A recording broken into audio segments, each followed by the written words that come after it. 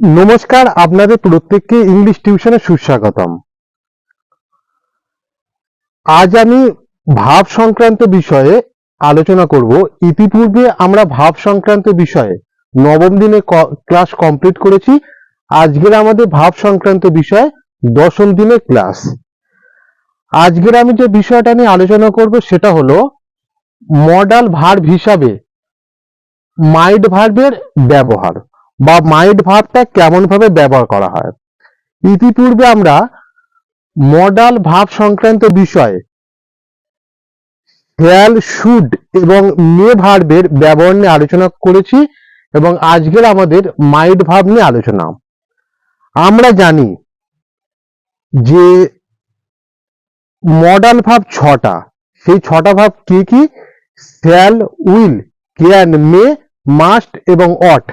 এই ছটা ভার্ব কর্তার কাজের ধরন বা মুড অনুযায়ী ব্যবহৃত হয় বলে এদেরকে মডাল ভাব বলা হয়। জিনিসটা আবারও বলছি, shall, will, can, may, must এবং অট এই ছটা ভার্ব কর্তার কাজের ধরন বা মুড অর ম্যানার অনুযায়ী ব্যবহৃত হয় বলে এদেরকে মডাল অক্সিলারি ভার্ব বলা হয়। আজকের আমরা মাইড ভাব সংক্রান্ত বিষয় আলোচনা করব।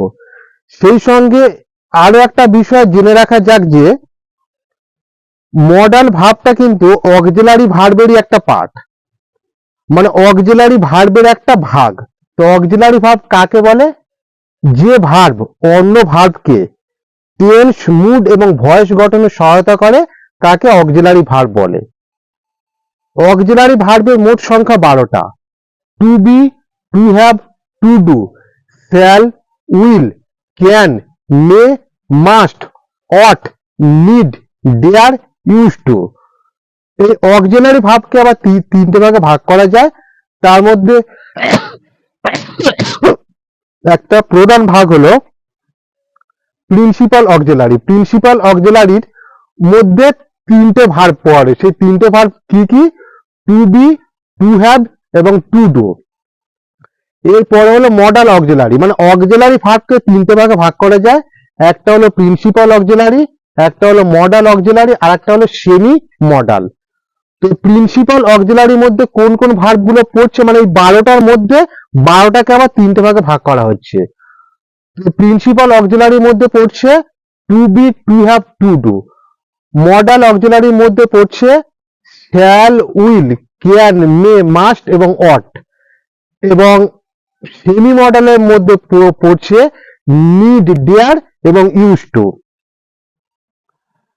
তো আজকের আমরা দেখবো যে মাইড ভাবটা কিরকম ভাব ব্যবহার করা হয় এবং সেটা উদাহরণ সহ আমরা আলোচনা করব। এখানে আমরা তিনটে ছক বানিয়েছি। প্রথমটা হলো মডেল, মানে কোন মডেলটা নিয়ে আমরা আলোচনা করছি, মাইডটা নিয়ে আলোচনা করছি, ফাংশনটা অর্থাৎ এটা কিরকম ভাবে ব্যবহার হয়। তারপরের ছকে আমরা দিয়েছি এক্সাম্পল অর্থাৎ উদাহরণটা। তো আমরা জানি মাইটটা, এই যে মাইট, এই মডাল অক্সিলারিটা এটা মে ভার্বেরই পাস্ট টেন্স, MAY, মে। ইতিপূর্বে আমরা এই সংক্রান্ত ক্লাস আলোচনা করেছি মে ভাবটা কেমন ভাবে আলোচিত হবে। তো এক নম্বরে যেটা রয়েছে সেটা হলো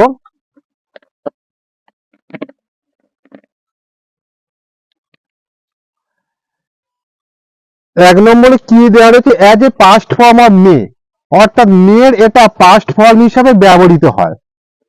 মেয়ের পাস্ট ফর্ম হিসাবে মাইটটা ব্যবহৃত হয়। এবার উদাহরণটা কেমন? He said that he might go to Kolkata soon. সে বলল যে সে খুব তাড়াতাড়ি কলকাতা যাবে। এখানে এই মাইটটা মডাল অক্সিলারি হিসাবে ব্যবহার করা হয়েছে। He said that he might go to Kolkata soon. সে বলল যে সে শীঘ্রই কলকাতায় যাবে। এবার 2 নম্বর উদাহরণটা কি দেওয়া রয়েছে? হি মাইট হ্যাভ গান ইয়েস্টারডে, মানে সে গতকাল গিয়েছে। এখানে মাইটটা মডাল অক্সিলারি হিসাবে ব্যবহার করা হয়েছে। এটা হলো 1 নম্বর পয়েন্ট। এবার 2 নম্বর পয়েন্টে কি হয়েছে? এটা হলো 1 নম্বর পয়েন্ট। এবার 2 নম্বর পয়েন্টে কি বলছে? To express A mild form of request. ক্ষীণ অনুরোধ বোঝাতে, ক্ষীণ অনুরোধ, মিল্ড বলতে কি ক্ষীণ অল্প পরিমাণ, ক্ষীণ রিকোয়েস্ট বলতে অনুরোধ, মানে অল্প পরিমাণ অনুরোধ বোঝাতে মাইট মডাল অক্সিলারি ভার্বটা ব্যবহার করা হয়। এবার এখানে কয়েকটা উদাহরণ দেওয়া রয়েছে, যেমন মাইট আই গো নাও, আমি কি এখন যেতে পারি, এখানে মাইটটা মডাল অক্সিলারি হিসেবে ব্যবহার করা হয়েছে। মাইট আই গো নাও, এখানে কিন্তু শেষে জিজ্ঞাসা চিহ্ন, আমি কি এখন যেতে পারি। তারপরেরটা কি, might I see you for a few minutes please, আমি কি আপনাকে কিছুক্ষণ দেখতে পারি বা কিছুক্ষণ আপনার দিকে তাকিয়ে থাকতে পারি। এ ফিউ মানে কি একদম অল্প পরিমাণ, এটা নিয়েও আমরা অন্য একটা ক্লাস বানিয়েছি। এ ফিউ, শুধু few, be few, very few, এইগুলোর মধ্যে ডিফারেন্স কি। শুধু ফিউ মানে কিন্তু যে অল্প পরিমাণ তা নয়, এ ফিউ মানে কি একদম অল্প পরিমাণ। তারপর বি ফিউ এর একটা আলাদা অর্থ রয়েছে, শুধু ফিউ এর একটা অর্থ রয়েছে, ভেরি ফিউ এর একটা আলাদা অর্থ রয়েছে। আমাদের এই ভিডিওর ডেসক্রিপশন বক্সে সেই ভিডিওর লিঙ্কটা আমরা দিয়ে দিলাম, প্রত্যেককে অনুরোধ রইল সেই ভিডিওটা দেখে নেবে। তা আমি কি might I see you for a few minutes please, আমি কি আপনাকে বা তোমাকে অল্প কয়েকক্ষণ দেখতে পারি বা কিছুক্ষণ তোমার দিকে তাকিয়ে থাকতে পারি।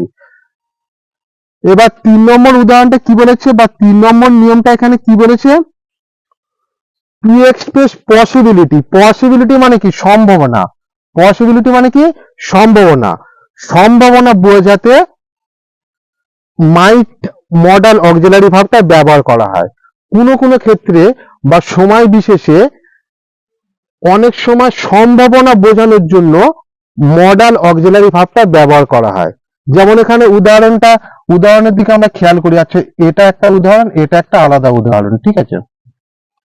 আচ্ছা, এখানে প্রথম উদাহরণটা কি বলছে, he might pass the exam this time, মানে এখানে কি বলেছে সম্ভাবনা বোঝাতে, he might pass the exam this time, মানে সে এই সময় বা এইবার পরীক্ষাতে পাস করলেও করতে পারে, মানে একটা সম্ভাবনা, কিন্তু পুরোপুরি নিশ্চিত নয়, একদম 100 এর মধ্যে 100% শিওর বা নিশ্চয়তা নেই, একটা অনিশ্চয়তার মধ্যে বা একটা সম্ভাবনার মধ্যে।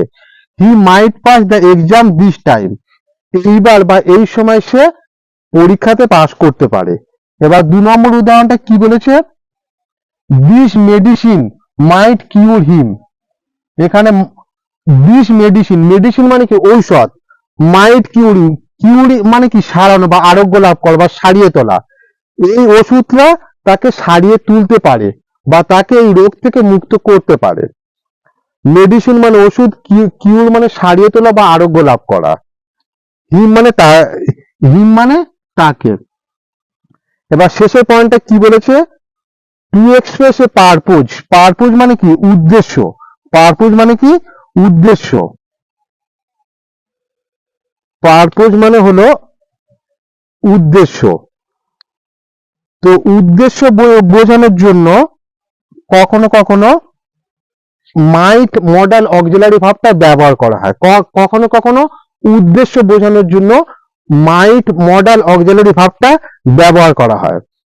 যেমন উদাহরণ এখানে কিছু দেওয়া হয়েছে, she was studying French so that she might read French book, she was studying French মানে সে ফ্রেঞ্চ মানে কি ফরাসি ভাষা পড়াশোনা করছে, ফরাসি ভাষা নিয়ে পড়াশোনা করছে, সো দ্যাট যাতে করে she might read মানে সে পড়তে পারে ফ্রেঞ্চ বুক মানে ফরাসি বই, মানে সে ফরাসি ভাষাটা শিখছে যাতে করে সে ফরাসি বইগুলো পড়তে পারে।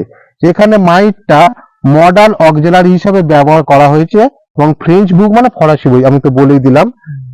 তো এই হলো মাইট সংক্রান্ত বিষয় বা মাইট মডাল অক্সিলারি ভার্বটা নিয়ে আমাদের ক্লাস। ইতিপূর্বে আমরা ভাব সংক্রান্ত বিষয়ে 9 দিনের ক্লাস তো কমপ্লিট করেছি এবং মডাল ভাব সংক্রান্ত বিষয়ে ক্যান, কুড এবং মের ওপরে, মে মডাল ভার্বের উপর আলোচনা করেছি এবং এই ভিডিওর ডেসক্রিপশন বক্সে সেগুলো আমি দিয়ে দিলাম।